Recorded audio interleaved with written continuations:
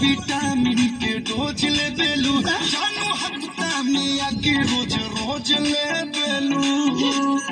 हे जा बोला तो बोला कौन विटामिन के डोज ले बेलू जानू हफ्ता में आके रोज रोज ले बेलू भैलू पिया के घरे जाके गो राजा जी के तू रोल सहरिया राजा जी के तू रोल सहरिया उठेला दिया तोरे को लहे लहे बाथेला कमरिया करेला खटिया परिसो राजा जी के तू रोल सहरिया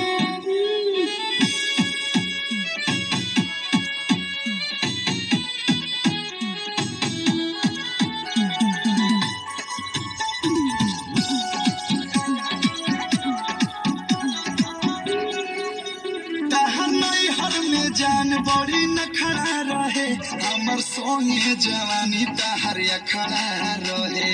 का हो जा मन भेलो खदो तवा को हाथ महलके बोथवा को नाचो तालू जैसे बनावा में मोह राजा जी के तू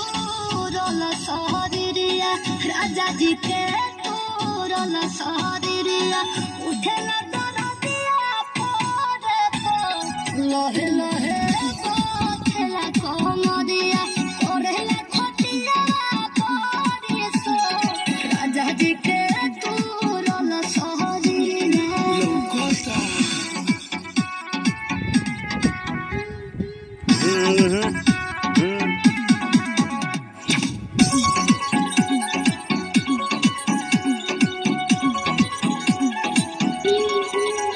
रोजो सोया के सोने तू सेज करे लुगिया तवारो के प्यार पर हेज कर लू खुल के बोला सुना जवन मजा पियावा से राजा ही न तो कियावा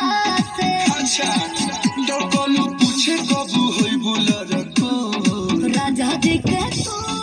रोल सहरिया राजा जी के तू रोल सहरिया उठेला